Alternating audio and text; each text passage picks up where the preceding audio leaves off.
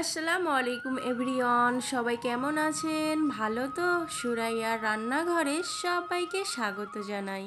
আজ আমি উপস্থিত হয়েছি আলু ভেন্ডির একটি রেসিপি নিয়ে। এই আলু ভেন্ডির রেসিপিটি ভাত, রুটি, পরোটা যে কোনোর সাথে খেতে কিন্তু অসম্ভব সুন্দর লাগে। আপনারা অবশ্যই একবার হলেও এই আলু ভেন্ডির রেসিপিটি তৈরি করে খাবেন, দেখবেন বাড়ির সকলে ভীষণ পছন্দ করবে। এতটাই সুস্বাদু হয় এই আলু ভেন্ডি রেসিপি। তাহলে চলুন আজকের এই আলু ভেন্ডি মশালা রেসিপি আপনাদের সাথে শেয়ার করা যাক। প্রথমেই আমি ফ্রাই প্যানে দিয়ে দিচ্ছি সরষের তেল। তেল খুব ভালো মতো গরম হয়ে যাওয়ার পর কেটে রাখা ভেন্ডি তেলের মধ্যে দিয়ে হালকা একটু ভেজে তুলে নেব। তো বন্ধুরা, ভেন্ডি কিন্তু একটু বড় সাইজ করেই কাটবেন। এখন নাড়াচাড়া করে হালকা ফ্রাই করে আমি ভেন্ডি তুলে নেব। দেখুন বন্ধুরা, ভেন্ডি কিন্তু আমার ভাজা হয়ে গেছে। এখন আমি ফ্রাই প্যান থেকে তুলে নিচ্ছি।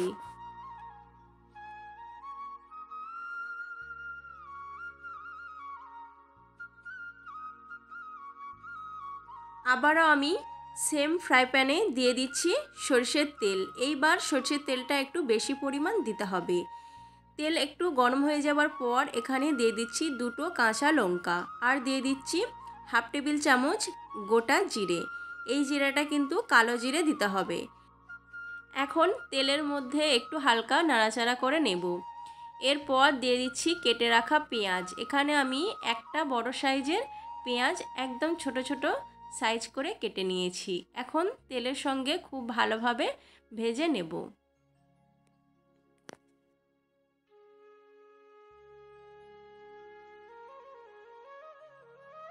এখন পেঁয়াজ ভাজা হয়ে গেছে। এখন দিয়ে দিচ্ছি কেটে রাখা টমেটো। এখানে আমি একটা মাঝারি সাইজের টমেটো একদম ছোট ছোট সাইজ করে কেটে নিয়েছি।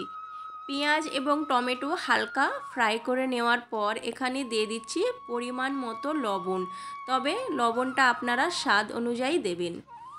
এখানে দিয়ে দিচ্ছি হাফ টেবিল চামচ লঙ্কার গুঁড়ো, দিয়ে দিচ্ছি হাফ টেবিল চামচ হলুদের গুঁড়ো, দিয়ে সামান্য একটু পানি দিয়ে মশলার সঙ্গে পেঁয়াজ এবং টমেটো খুব ভালোভাবে কষিয়ে নেব।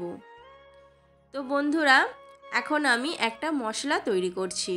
তো তার জন্য দিয়ে দিচ্ছি 3টে শুকনো লঙ্কা, দিয়ে দিচ্ছি 2 টেবিল চামচ মুগের ডাল, আর দিয়ে দিচ্ছি 1 টেবিল চামচ মেথি দানা, দিয়ে দিচ্ছি 1 টেবিল চামচ ধনে গোটা ধনে, দিয়ে দিচ্ছি 1 টেবিল চামচ গোটা জিরে, দিয়ে দিচ্ছি হাফ টেবিল চামচ মৌরি, আর 1 টেবিল চামচ সাদা তিল। এখন আমি সমস্ত গোটা মশলা খুব ভালোভাবে ভেজে নেব। নিয়ে একটা মিক্সিং গ্রাইন্ডারে দিয়ে একদম পাউডারের মতো গুঁড়ো করে নেব। এদিকে আমি একটা বড় সাইজের আলু ডুমো ডুমো করে কেটে নিয়েছি। এখন পানির মধ্যে দিয়ে হালকা একটু সিদ্ধ করে নেব। আলু সিদ্ধ হয়ে গেছে। এখন আমি মশলার সঙ্গে আলু দিয়ে খুব ভালোভাবে কিছুক্ষণ কষিয়ে নেব।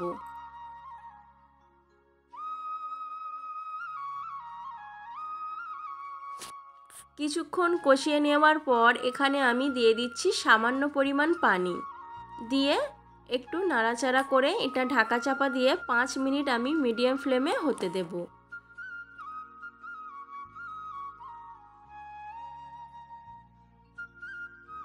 5 মিনিট পর আমি ঢাকনাটা সরিয়ে নিলাম। আবারও একটু নাড়াচাড়া করে দিয়ে দিচ্ছি ভেজে রাখা ভেন্ডি। ভেজে রাখা ভেন্ডি দিয়ে খুব ভালোভাবে আলুর সঙ্গে মিশিয়ে নেব। ভেন্ডি আলু খুব ভালোভাবে কষানো হয়ে গেছে এবং সিদ্ধও হয়ে গেছে। এখন আমি দিয়ে দিচ্ছি ভেজে রাখা মশলা। মশলা দিয়ে আবারও খুব ভালোভাবে নাড়াচাড়া করে কষিয়ে নেব। তো বন্ধুরা, এরকমভাবে আপনারা বাড়িতে একবার হলেও ট্রাই করে দেখবেন এই ভেন্ডি আলু রেসিপি। রুটি, পরোটা এবং গরম গরম ভাতের সঙ্গে জাস্ট জমে যাবে। এখন কিন্তু আমি আর এখানে পানি দেব না। এভাবে নাড়াচাড়া করতে করতেই কিন্তু রান্নাটা তৈরি হয়ে যাবে। তৈরি হয়ে গেল আজকের রেসিপি আলু ভেন্ডি। আপনাদের কেমন লাগলো আজকের এই রেসিপি আমাকে অবশ্যই জানাবেন ছোট্ট একটা কমেন্ট করে। আর আমার চ্যানেলে নতুন বন্ধু হয়ে থাকলে চ্যানেলটি সাবস্ক্রাইব করে আমার পাশে থাকবেন। খোদা হাফেজ।